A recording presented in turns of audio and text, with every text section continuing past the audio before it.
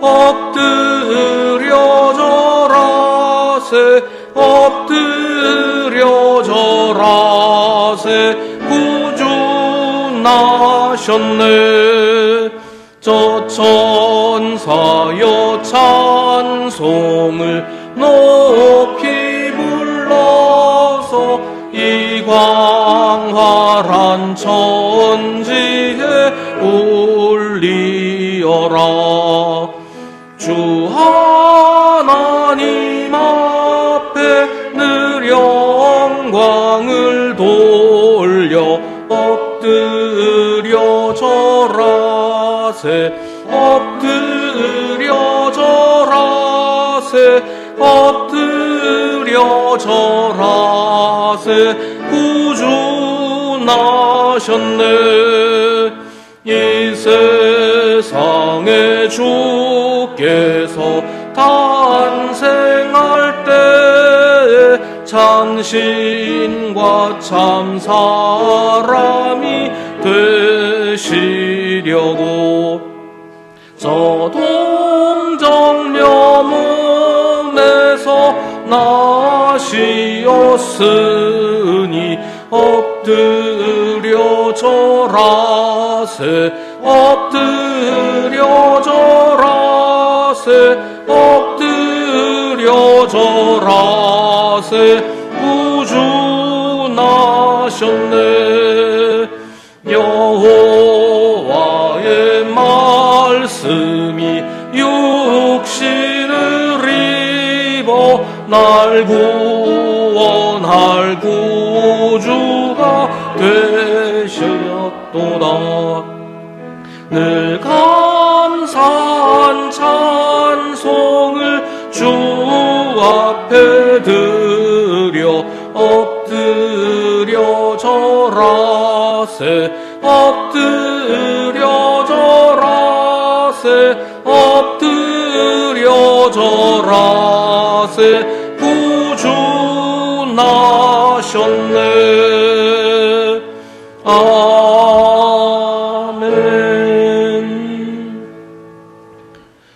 그러므로 주님께서 친히 다윗 왕실에 한 징조를 주실 것입니다.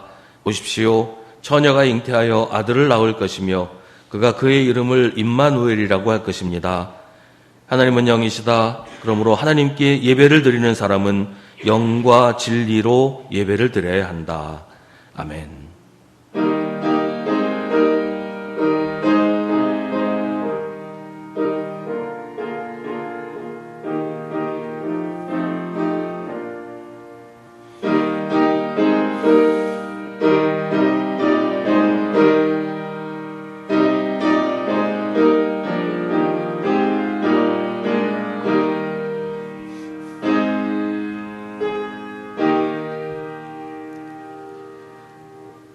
하나님, 어둠 속에서 헤매던 백성에게 큰 빛을 비추어 주셔서 구원의 은혜를 따라 경건함과 의로움을 입게 하심을 감사드립니다. 그러나 주님, 우리 마음에는 불법과 죄악이 여전합니다. 주님이 주시는 경건과 의의 옷이 아니라 세속에 물든 옷을 입고 살아왔습니다. 주님, 저희가 다시 주님께 가오니 십자가의 보혈로 깨끗하게 씻으시고 구원하여 주옵소서. 세상의 즐거움을 따라 주님을 멀리하는 어리석은 자가 되지 않게 하시고 이 땅에 오신 평화의 왕 예수님을 기쁨으로 맞이하는 거룩한 백성이 되게 하옵소서. 이제 계속해서 우리 각자의 죄를 주님께 고백하고 회개하는 기도를 드립니다.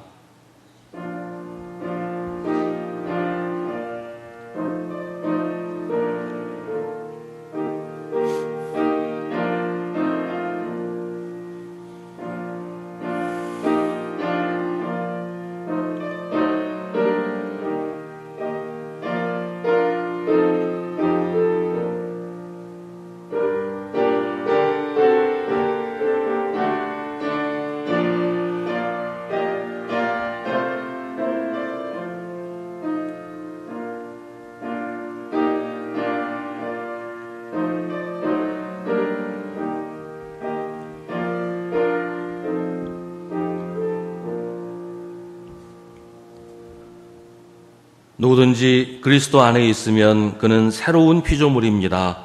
옛 것은 지나갔습니다. 보십시오. 새 것이 되었습니다. 아멘. 사도신경으로 우리의 신앙을 고백하겠습니다. 나는 전능하신 아버지 하나님 천지의 창조주를 믿습니다. 나는 그의 유일하신 아들 우리 주 예수 그리스도를 믿습니다.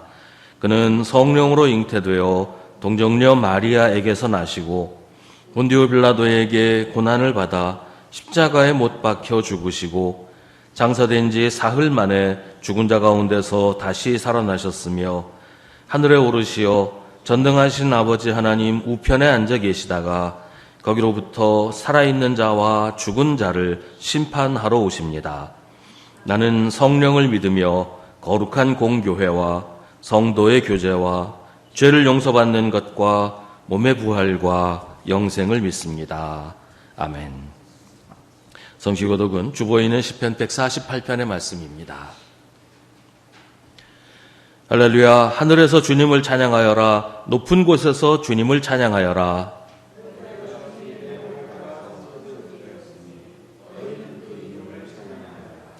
너희가 앉을 영원한 자리를 정하여 주시고 지켜야 할 법칙을 주셨다.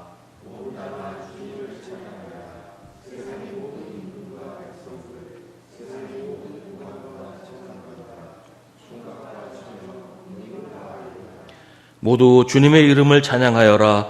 그 이름만이 홀로 높고 높다. 그 위엄이 땅과 하늘에 가득하다.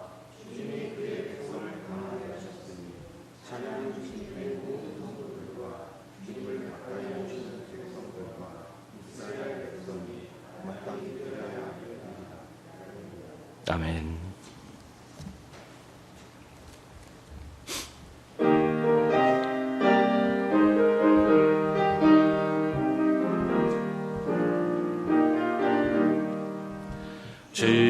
지금까지 지내온 것 주의 크신 은혜라. 한이 없는 주의 사랑 어찌 이루 말하랴. 자나깨나 주의 손이 항상 살펴주시고 모든 일을 주 안에서 형통하게 하시네. 몸도 맘도 연약하나 새 힘 받아 살았네. 물 붓듯이 부으시는 주의 은혜 족하다.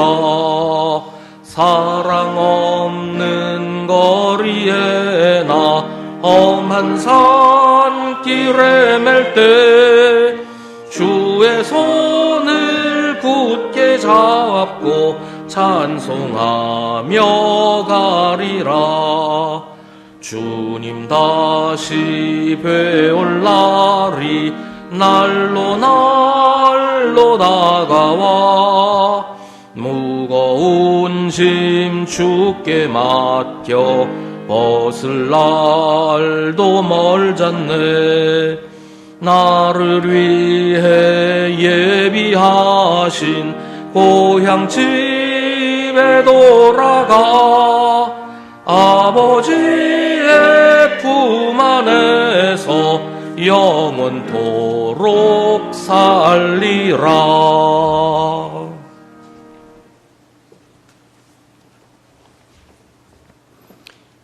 하나님, 2025년 마지막 주일 소송교회 교우들 하나님 앞에 함께 모여 예배드리게 하시니 감사합니다. 지난 한 해를 돌아보매 은혜 아니면 살아갈 수가 없는 시간이었음을 고백합니다. 기쁠 때나 힘들 때나 변함없이 우리를 붙드시고 오늘 이 자리까지 인도해 주신 주님 앞에 감사와 찬양을 올려드립니다. 우리를 사랑하시어 오늘도 변함없이 내가 어디 있느냐고 나를 찾으시는 하나님, 때로는 내 모습이 부끄러워, 때로는 하나님보다 세상의 것들에 마음을 빼앗겨 애타게 나를 부르시는 하나님을 외면했음을 회개합니다.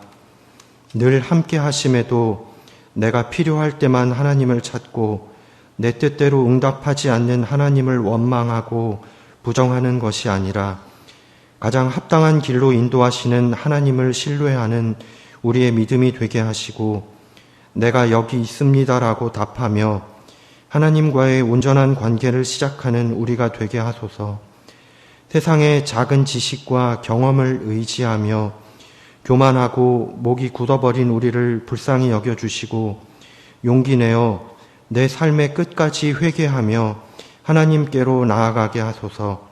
기도보다 염려가 앞섰던 나의 삶이 변하게 하시고 감사할 조건보다 감사의 믿음을 먼저 허락해 주시옵소서. 이 나라를 위해 기도합니다.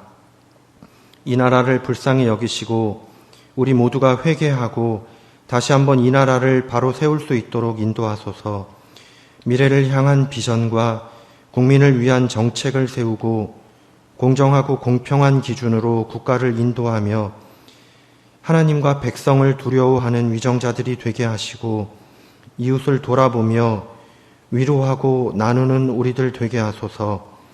누가 옳으냐가 아니라 무엇이 옳은 것인지를 놓고 힘을 모으는 우리가 되게 하소서. 소송교회를 위해 기도합니다. 믿음의 선배들이 기도와 열심으로 세운 이 교회를 하나님 보시기에 더욱 아름답게 가꿀 수 있도록 우리가 좀 더 힘을 낼 수 있도록 인도하소서. 서로를 위해 기도하고 내가 먼저 하나님의 손과 발이 되어 하나님 일에 앞장서는 일꾼이 되게 하소서. 연로하신 성도들 건강과 믿음을 지켜주시고 육신의 고통과 마음의 상처로 아파하는 이들을 위로해 주시며 소송교회가 하나님의 사랑을 실천하는 교회 되게 하소서. 특별히 교회 학교와 함께 하사 우리에게 귀한 생명을 보내주시고 보내주신 귀한 생명을 온전히 하나님의 제자로 양육할 수 있는 우리가 될 수 있도록 인도해 주옵소서. 또한 오늘은 이은종 장로님, 이석동 집사님의 항존직 은퇴식이 있습니다. 하나님 일에 수고한 그들의 귀한 헌신을 기쁘게 받아주시고 더욱 감사함으로 하나님의 은혜를 구하며 하나님의 사랑받는 인생이 되도록 축복해 주십시오. 2025년 영원하신 하나님의 은혜 안에서 살아왔음을 기억하며 감사했던 우리가 이제 2026년을 기대하며 그 감사로 서로 다른 사람을 돌보아주는 성숙한 그리스도인이 되길 소망하며 이 모든 말씀 예수님 이름으로 기도드립니다. 아멘. 하늘에 계신 우리 아버지, 아버지의 이름을 거룩하게 하시며 아버지의 나라가 오게 하시며 아버지의 뜻이 하늘에서와 같이 땅에서도 이루어지게 하소서. 오늘 우리에게 일용할 양식을 주시고 우리가 우리에게 잘못한 사람을 용서하여 준 것 같이 우리 죄를 용서하여 주시고 우리를 시험에 빠지지 않게 하시고 악에서 구하소서. 나라와 권능과 영광이 영원히 아버지의 것입니다. 아멘.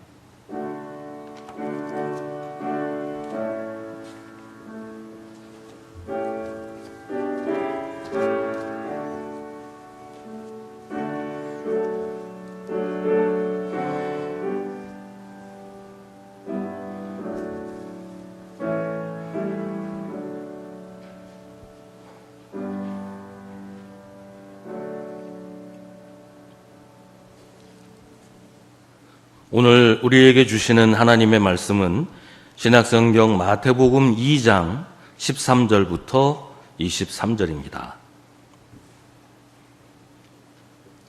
마태복음 2장 13절부터 23절의 말씀입니다.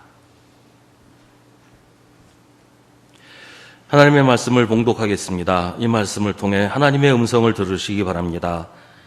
박사들이 돌아간 뒤에 주님의 천사가 꿈에 요셉에게 나타나서 말하였다. 헤롯이 아기를 찾아서 죽이려고 하니 일어나서 아기와 그 어머니를 데리고 이집트로 피신하여라. 그리고 내가 너에게 말해줄 때까지 거기에 있어라. 요셉이 일어나서 밤사이에 아기와 그 어머니를 데리고 이집트로 피신하여 헤롯이 죽을 때까지 거기에 있었다. 이것은 주님께서 예언자를 시켜서 말씀하신 바 내가 이집트에서 내 아들을 불러냈다 하신 말씀을 이루시려는 것이었다. 헤롯은 박사들에게 속은 것을 알고 몹시 노하였다. 그는 사람을 보내어 그 박사들에게 알아본 때를 기준으로 베들레헴과 그 가까운 온 지역에 사는 2살짜리로부터 그 아래의 사내 아이를 모조리 죽였다. 이리하여 예언자 예레미야를 시켜서 하신 말씀이 이루어졌다. 라마에서 소리가 들려왔다. 울부짖으며 크게 슬피 우는 소리다. 라헬이 자식들을 잃고 우는데 자식들이 없어졌으므로 위로를 받으려 하지 않았다. 헤롯이 죽은 뒤에 주님의 천사가 이집트에 있는 요셉에게 꿈에 나타나서 말하였다. 일어나서 아기와 그 어머니를 데리고 이스라엘 땅으로 가거라. 그 아기의 목숨을 노리던 자들이 죽었다. 요셉이 일어나서 아기와 그 어머니를 데리고 이스라엘 땅으로 들어왔다. 그러나 요셉은 아켈라오가 그 아버지 헤롯을 이어서 유대 지방의 왕이 되었다는 말을 듣고 그곳으로 가기를 두려워하였다.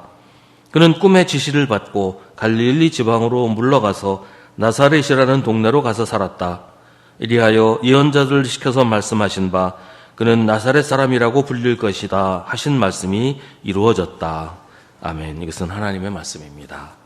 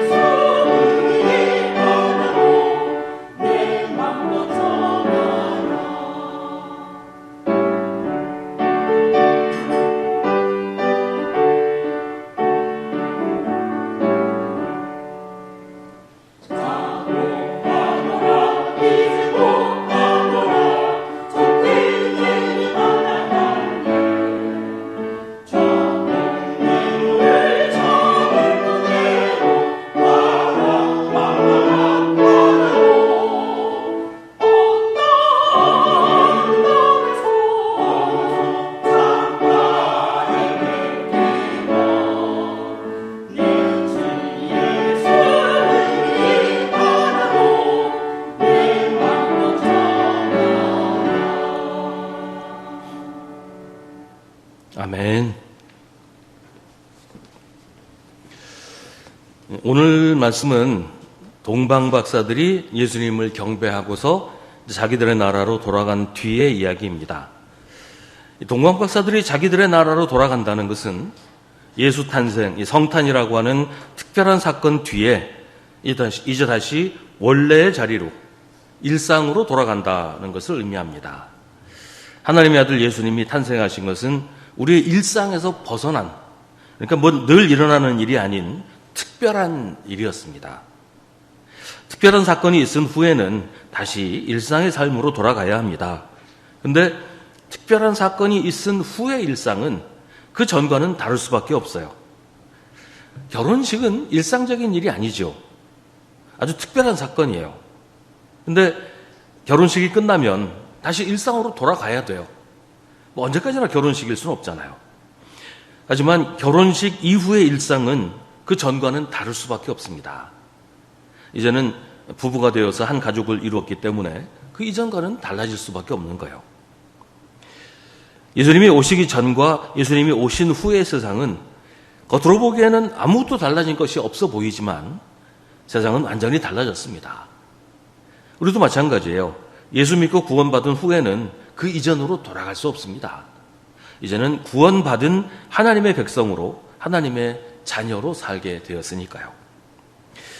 천사가 동방박사들에게 헤롯에게 가지 말고 다른 길로 자기 나라에 돌아가라고 한 것은 헤롯이 아기 예수를 찾아서 죽이려고 했기 때문이었습니다. 천사는 이 사실을 요셉에게도 알려주었고 그래서 밤사이에 온 가족이 이집트로 피신했습니다. 이집트는 헤롯의 손이 미칠 수 없는 지역이었어요. 이건 참 아이러니한 장면입니다. 예수님은 세상을 구원하시는 하나님의 아들이에요. 예수님이 태어나신 것은 세상을 구원하시기 위해서였어요. 근데 이번에는 요셉이 예수님을 헤롯의 손에서 구원합니다. 하나님의 아들이 사람의 손으로 구원받은 것입니다. 이 일은 하나님과 사람이 서로 상호작용을 한다는 것을 말해줍니다.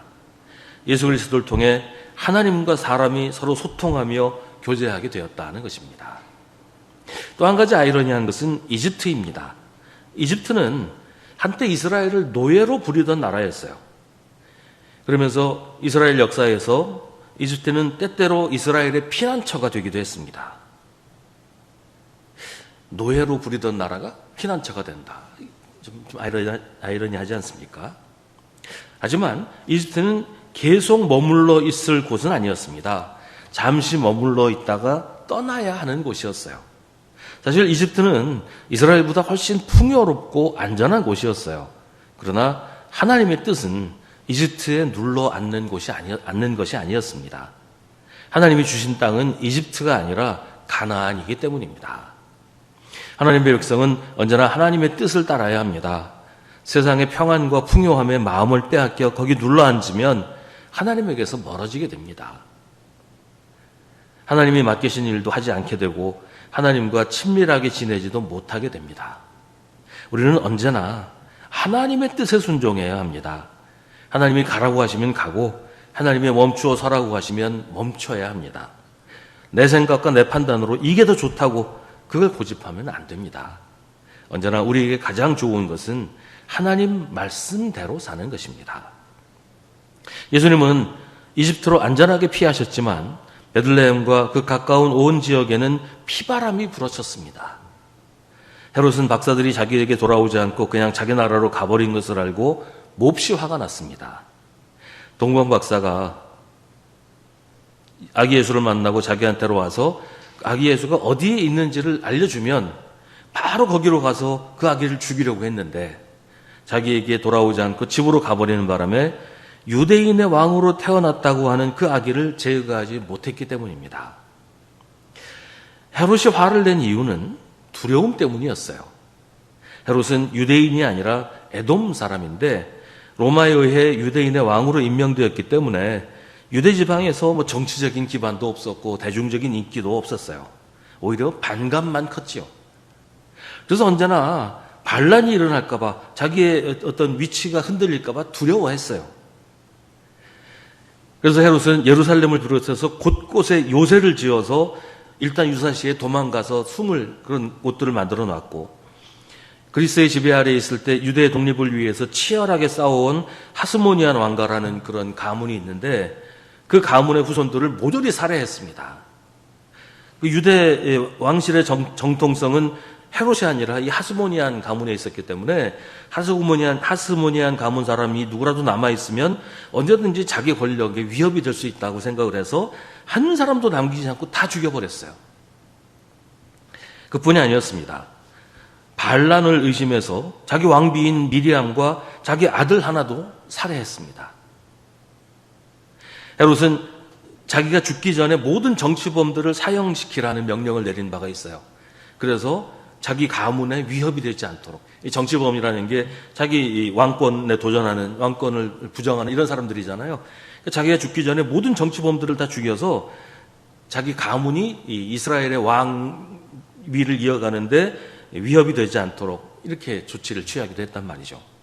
헤롯은 그런 사람이었습니다. 대단히 두려워하면서 그만큼 잔인한 사람이었어요. 헤롯은 자기 권력의 위협이 될 아기 예수가 태어났다는 얘기를 듣고 가만히 있을 수가 없었어요. 그래서 죽여 없애기로 합니다. 동방 박사들이 예루살렘에 있는 헤롯 왕궁으로 찾아와서 유대인의 왕으로 태어난 아기에 대해서 물어본 그 때를 기준으로 해서 베들레헴과 가까운 온 지역에 사는 2살짜리로부터 그 아래의 사내 아이를 모조리 죽입니다. 너무나 끔찍하고 잔인한 일이었어요. 성경은 이 장면을 이렇게 그립니다. 울부짖으며 크게 슬피 우는 소리가 들려왔고 아이의 어머니는 자식들을 잃고 우는데 자식들이 없어졌으므로 위로를 받으려고 하지 않았다. 한 아이를 죽이려고 모든 아이를 다 죽인다. 한 아이를 죽일 수만 있으면 모든 아이들 다 죽어도 상관없다. 이게 헤롯의 생각이었고 헤롯이 한 일이었습니다. 사람이 어떻게 이렇게 잔인할 수 있을까요? 하지만 실제로 이런 일들은 드물지 않게 벌어집니다. 구약성경에서 다윗이 사울왕을 피해 도망다닐 때 그일라라는 성에 숨어 지낸 적이 있었어요. 근데 그 소식을 사울왕이 듣게 됐습니다. 사울은 그일라 성을 습격해서 성 안에 있는 모든 사람을 몰살시키기로 작정을 합니다. 근데 그 얘기를 다윗이 전해 듣고는 그일라 성을 떠나서 떠돌이 생활을 시작합니다. 다행히도 다윗이 그일라 성을 떠났다는 말을 듣고 사울은 군대를 철수해서 성 안의 백성들을 학살하려는 계획을 중단했지만 만약에 다윗이 그 성 안에 계속 머물러 있었으면 다윗 한 사람 때문에 그일라 성의 모든 백성들이 오늘 마태복음의 아기들처럼 몰살당했을 겁니다. 근데 만약에 사울이 실제로 그렇게 했다면 그건 누구 책임일까요? 그게 다윗의 책임일까요? 다윗을 죽이려고 한 성을 몰살시킨 것이 다윗의 책임일까요? 사울의 책임일까요? 우리나라 일제강점기에도 독립군이 마을에 숨어 들어왔다는 이유로 한 마을 전체를 몰살시켰던 일들이 여러 차례 보고되고 있습니다. 그 학살을 두고 독립군이 나쁘다고 왜 거기 들어와서 사람들을 죽게 하느냐라고 말하는 게 온당할까요? 그게 독립군이 책임져야 할 일이 될 수 있을까요? 종종 우리의 비난이 관역을 벗어나는 경우가 있어요. 엉뚱한 관역을 향해서 비난의 화살을 발사합니다. 특히 눈에 쉽게 뜨는 그리고 별 힘이 없어 보이는 손쉬운 대상에게 화살을 쏘아대죠. 오늘 말씀에서 이 아이들이 죽은 건 누구 책임입니까? 예수가 거기서 태어났기 때문에 수많은 아이들이 죽었다. 그러니까 예수 책임이다. 이렇게 말할 수 있습니까? 또 아이들은 다 죽었는데 아기 예수는 미리 알고 일찌감치 도피하는 바람에 살아났잖아요. 그러면 아이들만 억울한 것일까요? 왜 하나님은 아기 예수만 살리고 다른 아이들은 모두 죽게 내버려 두신 것일까요? 다른 아이들도 살리실 수는 없었을까요? 그 아이들의 어머니들이 흘리는 피눈물을 하나님은 외면하신 것일까요? 이 이야기 때문에 참 많은 질문을 할 수밖에 없어요. 이걸 누구의 책임이고 누구의 잘못이라고 해야 할까요? 사실 이건 우리가 항상 맞닥뜨리는 또 다른 질문으로 이어집니다. 하나님은 왜 죄 없는 사람들의 이유 없는 고난을 허락하시는 걸까요? 왜 하나님은 의인의 고난을 외면하시는 것일까요? 우리가 하나님이 아니기 때문에 정답을 알 수는 없어요. 옛날에 저도 참 질문할 때 많이 들었던 대답 중에 하나가 나중에 천국 가면 하나님한테 여쭤봐. 그런 얘기 참 많이 들었었는데 뾰족한 답이 없잖아요. 근데 우리가 생각해 볼 수 있는 것들은 있습니다. 우선 아이들이 죽은 것은 하나님의 책임도 아니고 아기 예수의 책임도 아니라는 거예요. 아이들을 죽인 건 자기 권력을 지키려고 헤롯이 한 일이에요. 현실적인 위협도 아니고 그저 아이가 하나 태어났을 뿐인데 이 아이가 나중에 어떻게 될지, 나중에 자기한테 정말 위협이 될지, 제대로 자라지도 못하고 중도에 어떻게 잘못될지 아무도 모르잖아요. 있을지 없을지도 모르는 위협 때문에 어린 아기들을 학살한 것은 두말할 것도 없이 헤롯이 악한 일을 한 겁니다. 아무 죄 없는 한 사람을 죽이는 것도 악한 일인데 그 한 사람을 죽이기 위해 모든 사람을 다 죽인 건 헤롯의 잔인한 결정이고 악한 행동이었지, 그게 뭐 하나님이 시켜서 한 일도 아니고 예수님이 책임져야 할 일도 아니라는 거예요. 우리는 너무 쉽게 하나님 탓을 하잖아요. 하나님이 왜 이런 일을 하실까? 혹은 하나님이 왜 이런 일을 그냥 내버려 두실까? 근데 그 일을 하나님이 하셨나요?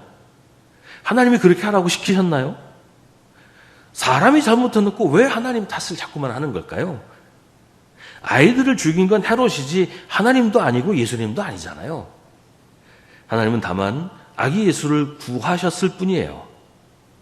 그러면 왜 하나님은 아기 예수만 구하고 다른 아이들은 죽게 내버려 두셨을까요? 뭐 이왕 구할 바에는 다 구하면 좋지 않았을까요? 근데 한번 이런 상상을 해봐요. 만약에 누군가가 베들레헴에 찾아와서 그 부모들한테 지금 헤롯이 당신들 아이들 다 죽일 거니까 다 도망가시오, 다 도피하시오, 이렇게 외쳤다고 한번 쳐봅시다. 그러면 그 부모들이 어떻게 했을까요? 웬 미친놈이 나타나서 말도 안 되는 소리 한다. 거의 대부분 그랬을 거예요. 그 아이들, 자기 아이들 데리고 도망갈 사람 없었을 겁니다. 더군다나 이미 뭐 아이들이 서너 명씩 있는, 옛날에는 아이들 많이 낳았으니까 아이들 서너 명씩, 많게는 뭐 한 10명씩 있는 그런 사람들이 도망가겠어요? 다시 말씀드리지만 그 아이들을 죽인 건 하나님이 아니라 헤롯입니다. 하나님 탓을 하면 안 됩니다. 그러면 왜 아기 예수만 살리시고 다른 아이들은 죽게 내버려 두셨을까? 우리가 알 수 있는 것은 헤롯이 잔인하게 아이들을 죽였고 하나님은 그 일에 개입하지 않으셨다는 것뿐입니다. 지금도 뭐 분쟁 지역을 비롯해서 전 세계 곳곳에서 수많은 아이들이 죽어가고 있습니다. 하나님이 그들을 죽이시는 게 아니에요. 모두 다 사람이 하는 일입니다. 하나님은 다만 그 일에 개입하지 않으시고 중단시키지 않으실 뿐입니다. 만약에 하나님이 그런 일에 일일이 개입하신다면 세상이 어떻게 될까요? 한번 생각해 보세요. 축구 시합을 하는데 심판이 계속 경기에 개입을 해요.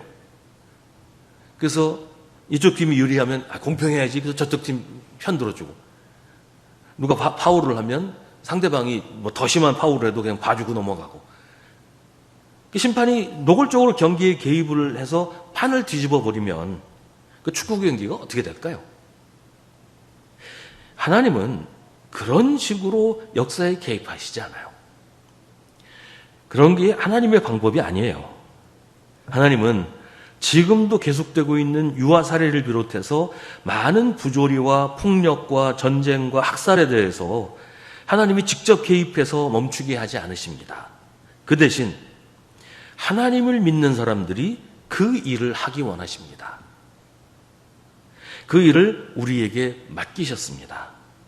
세상에 평화를 세우는 일, 죽어가는 사람을 살리시는 일을 하라고 우리에게 명령하십니다. 그러니까 지금도 그런 일들이 계속되는 이유는 우리가 그런 일들을 내버려 두기 때문이라는 거예요. 하나님이 그 일을 내버려 두신 게 아니라 하나님이 우리에게 그런 일을 일어나지 않게 막으라고, 죽어가는 사람 살리고 전쟁 대신 평화가 오게 하라고 우리에게 명령하셨는데, 우리가 하나님의 명령을 듣지 않고 그냥 나만 위해 살고 내 이기적인 욕심만을 위해 사니까 그런 일들이 끊어지지 않고 계속 벌어지고 있는 거란 말이에요. 그런 일 때문에 하나님 탓을 해서는 안 된다는 겁니다.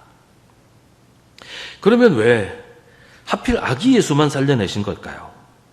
여기서 우리가 기억해야 할 것이 있습니다. 하나님은 하나님의 아들 예수 그리스도를 사람을 위해 죽게 하시려고 세상에 태어나게 하셨어요. 하나님은 아기 예수가 너무 귀해서 죽지 않게 하시려고 하신 게 아니에요. 하나님은 다 죽어도 좋으니까 아기 예수만 살리겠다고 하신 게 아니란 말이에요.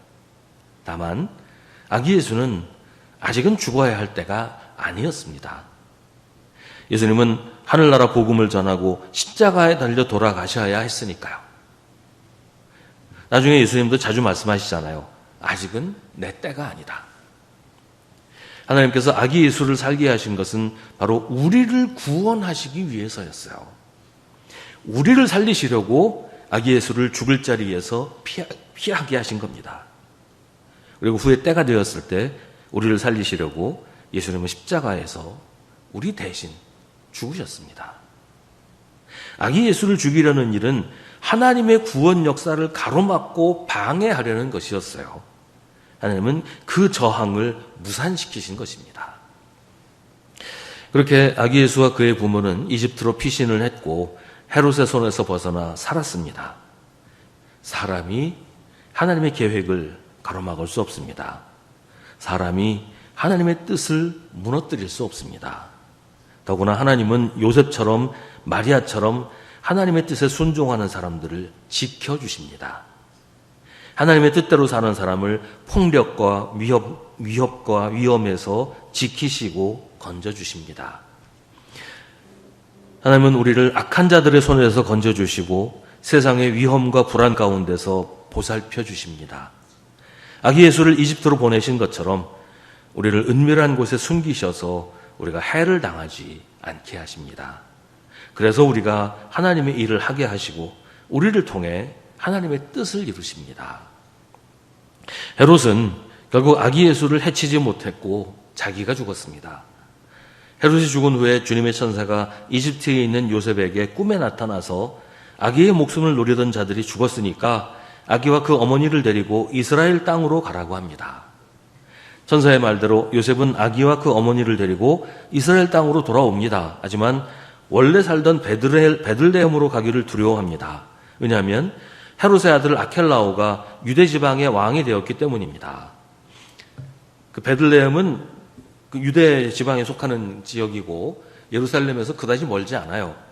그러니까 아켈라오가 유대의 왕이 되었으면 베들레헴도 아켈라오의 직접 통치 지역에 속한단 말이죠. 그런데 아켈라오라고 하면 헤롯이 동방박사와 나누었던 이야기, 또 유다의 왕이 태어났다는 일, 또 자기 아버지가 베들레헴 아기들 다 죽여버린 일, 이런 다 알고 있었을 것이고, 만약에 예수라는 그 아기가 자기 아버지가 죽이려 했던 그 이스라엘의 왕이라는 것을 알게 되면 아켈라오는 주저없이 달려가서 예수를 죽였을 거란 말이에요. 그래서 요셉은 예루살렘과 가까이 있는 베들레헴으로 가는 것이 위험하다고 생각했습니다. 천사는 다시 한번 요셉에게 꿈의 지시를 합니다. 그러면 베들레헴으로 가지 말고 갈릴리 지방 나사렛이라는 동네로 가서 살라고 합니다. 이렇게 해서 예수님은 나사렛 사람이라고 알려지게 되었습니다. 이 일 역시 구약의 예언자들에 의해 이미 선포된 것이었다고 성경은 말합니다. 예수님의 부모가 구약의 예언을 이루기 위해서 나사렛에 간 것이 아니라 나사렛이라는 동네가 아기 예수를 자라는 동안 키우고 품어주도록 하나님이 예비하신 곳이라는 말로 우리가 이해를 해야 될 겁니다. 오늘 말씀은 하나님의 뜻이 어떻게 이루어지는지를 보여줍니다. 사람들이 하나님의 일을 방해하고 하나님의 뜻을 꺾으려고 길을 쓰지요.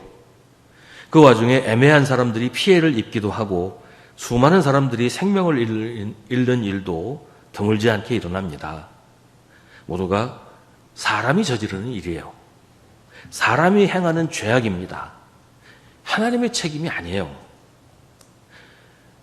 하나님이 하시는 일은 더더욱 아닙니다. 그런데 그런 일들에 대해 하나님은 아무 대책도 없이 손 놓고 구경만 하시는 게 아니에요. 하나님은 분명히 대책을 세워 놓으셨어요. 그 대책은 바로 우리들입니다. 하나님을 믿는 사람들이 그런 일들을 막아야 합니다. 그런 일이 벌어지지 않게 해야 합니다. 그런 일들로 인한 피해자들을 돌보는 일도 우리가 할 일입니다. 하나님을 탓하지 말고 하나님께 책임을 돌리려고 하지 말고 우리가 할 일을 해야 합니다. 세상 일에 대해 하나님이 세우신 대책은 바로 우리들, 예수 믿는 사람, 그리스도인입니다. 그리고 하나님은 우리가 하나님의 일을 하는 동안 우리를 보호하시고 인도하시고 구원하십니다. 아기 예수를 헤롯의 손에서 건지신 것처럼 우리를 세상의 악한 자들의 손에서 지키시고 인도하시고 구원하십니다. 요셉과 마리아가 이집트로 피신한 것은 아기 예수를 지키려고 하나님이 하신 일이었습니다. 말하자면 아기 예수 때문에 요셉과 마리아도 무사했던 겁니다. 예수를 믿는 사람을 하나님이 지키십니다. 예수님 때문에 하나님이 우리를 보호하시고 돌보아 주십니다. 하나님을 대적하는 자, 하나님께 불순종하는 자들은 그때나 지금이나 하나님의 역사를 회방하고 하나님의 백성을 해치려고 해요. 하나님의 뜻이 땅에서 이루어지지 못하게 하려고 합니다. 하지만 하나님은 그들보다 강하십니다. 하나님은 악한 자들이 우리에게 손대지 못하게 우리를 지키십니다. 하나님은 언제나 우리와 함께 계시면서 우리가 하나님의 일을 하도록 격려하시고 우리에게 힘을 주시고 능력을 주시고 우리를 모든 환난과 고난에서 지키시고 건져주십니다. 하나님은 우리를 위해 아들을 세상에 보내서 죽게 하신 우리의 아버지이십니다. 그 아들 때문에 우리가 하나님의 자녀가 되었고 그 아들 때문에 하나님이 우리를 지키고 구원하십니다. 기도하겠습니다. 오늘 우리에게 주신 하나님의 말씀을 깊이 묵상하십시오. 이 말씀을 통해 지금 우리에게 말씀하시는 하나님의 음성을 들으십시오.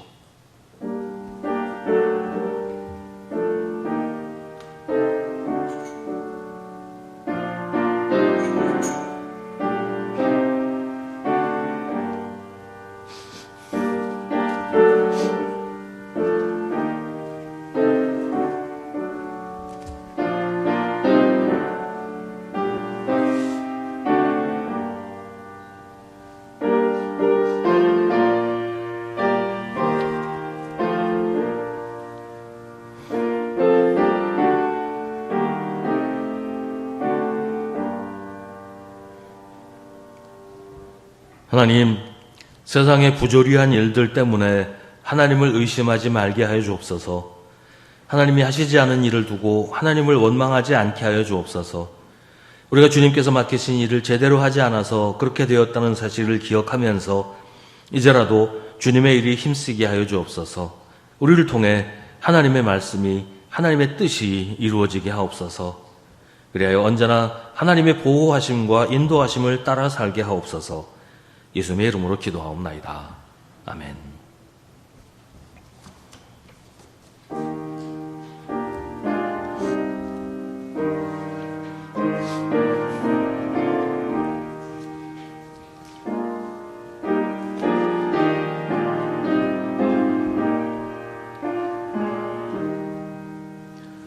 때 저물어서 날이 어두니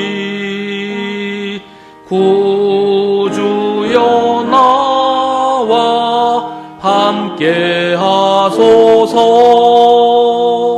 내 친구 나를 위로 못할 때 날 돕는 주여 함께 하소서.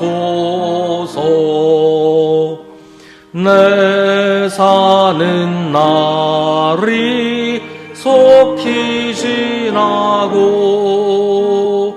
이 세상 영광 빨리 지나네.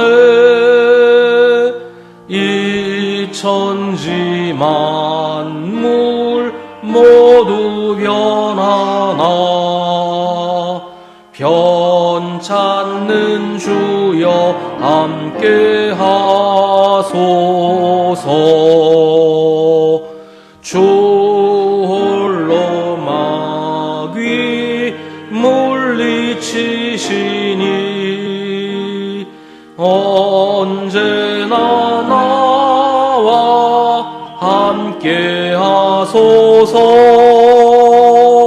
주같이 누가 보호하리까. 사랑의 주여 함께 하소서. 이 육신 쇠 눈을 감을 때 십자가 주소서. 내 모든 슬픔 위로하시고 생명의 주여 함께 하소서.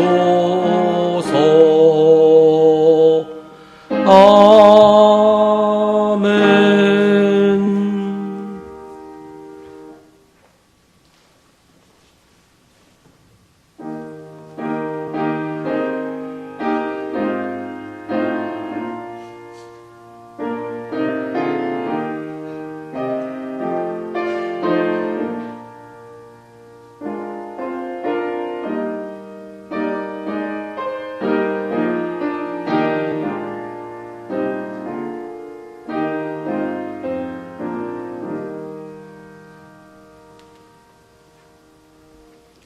모두 자리에서 일어나시기 바랍니다. 모든 것이 주께로부터 왔으니 이 예물을 주께 바치나이다.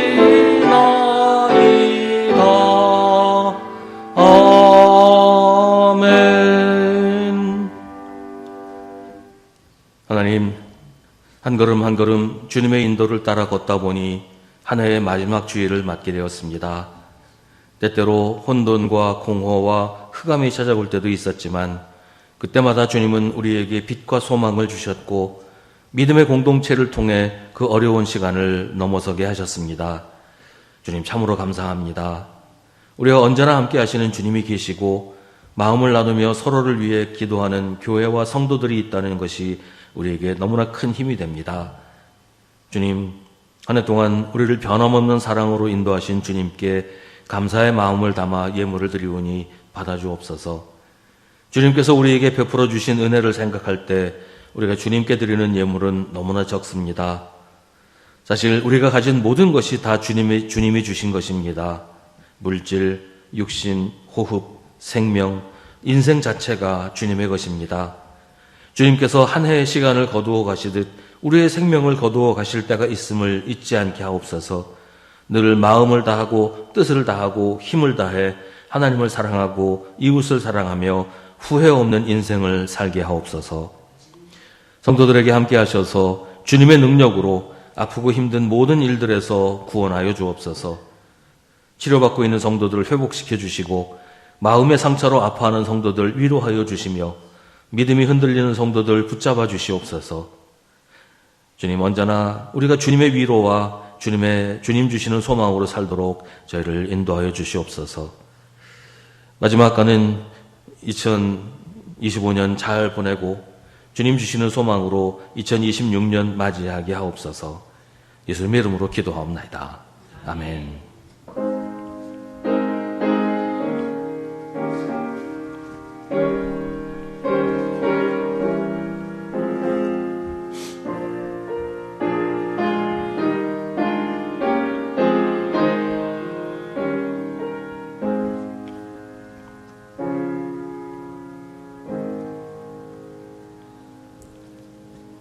잠시 자리에 앉으시기 바랍니다. 우리 함께 예배드린 성도들과 인사 나누겠습니다.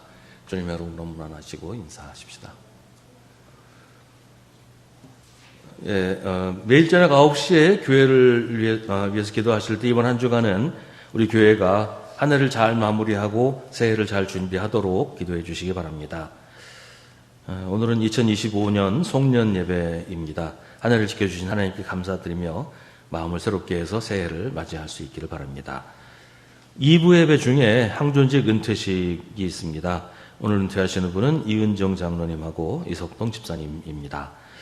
2026년 1월 성경 읽기표 주보 사이에 들어있을 겁니다. 우리 2025년 성경 읽기 힘쓰신 분들 또 참여하지 못하신 분들 모두 다 새로운 마음으로 2026년 한 해 동안 성경 일독은 다 하실 수 있도록 힘써 주시기를 바랍니다.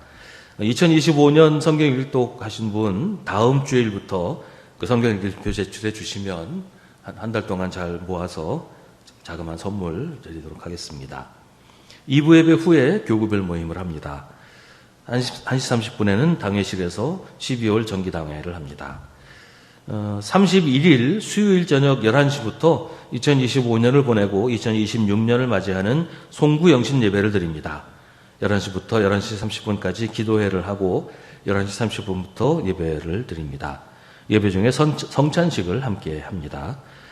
이날 수요 기도회는 따로 모이지 않고 송구 영신 예배로 함께 모이겠습니다. 1월 4일 신년 예배는 11시에 전교인 예배로 드립니다. 예배와 함께 교회학교 진급식과 청지기 임명식을 합니다. 1월 4일 주일 오후 1시 30분에는 주일 성경 공부를 하고요. 성경 공부 후에 2026년 1월 재직회를 합니다. 이날 재직회에서는 2025년 결산과 2026년 예산을 결의하는 그런 절차가 있습니다. 우리 아주 중요한 재직회입니다. 재직들은 빠짐없이 참석하시기 바랍니다. 1월 11일 2부 예배 후에 공동의회를 합니다. 안건은 2025년 결산과 2026년 예산입니다. 수성교회에 등록된 세리교인과 입교인은 모두 공동의회 회원입니다. 참여하시길 바라고요. 그 교회에서 교회 재정을 사용하시는 부서에서는 감사를 받으셔야 됩니다. 이건종 장로님과 이석동 집사님에게 장부를 제출해 주시기 바랍니다. 1월 4일 주일 공동 식사는 믿음교구에서 준비합니다. 1월 18일 주일 공동 식사는 소망교구에서 준비합니다.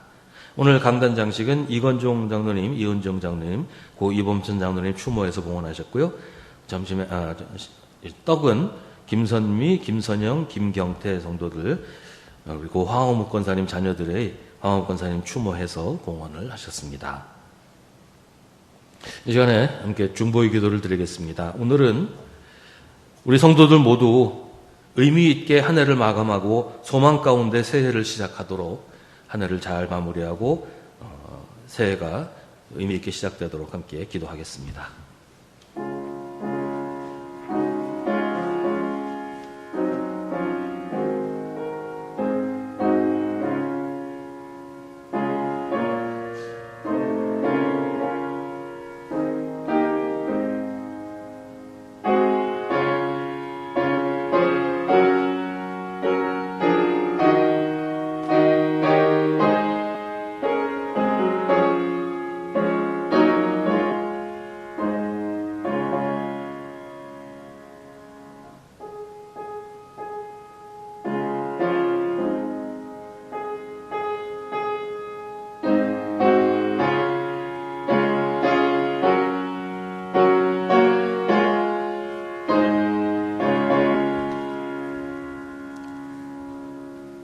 또 자리에서 일어나시기 바랍니다.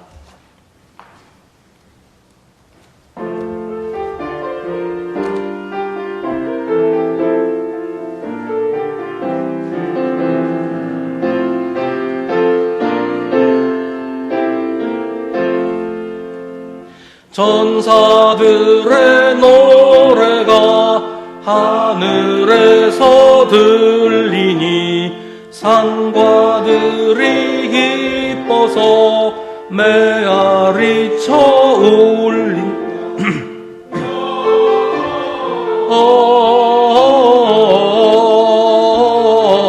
영광을 높이 계신 주께 영광을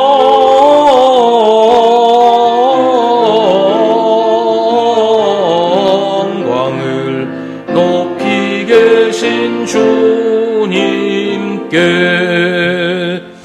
한밤중에 목자들 양떼들을 지킬 때 아름다운 노래가 청하게 들린다.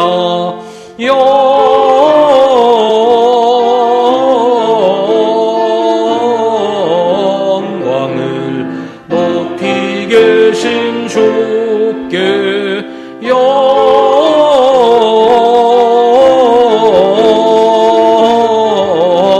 영광을 높이 계신 주님께 베들레헴 달려가 나신 아기 예수께 꿇어 경배합시다. 탄생하신 아기께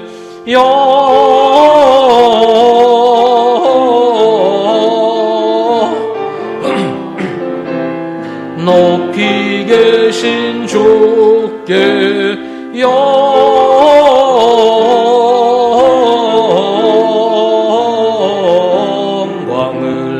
높이 계신 주님께 구유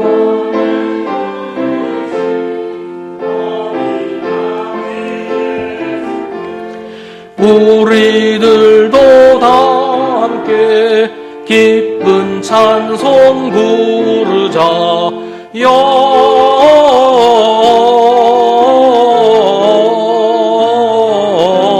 영광을 높이 계신 주께 영광을 높이 계신 주님께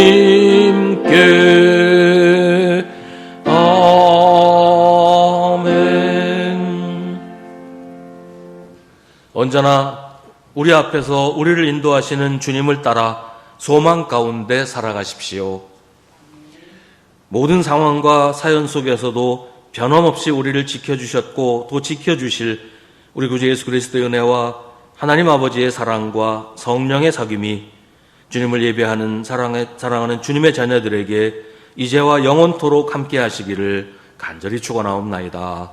아멘.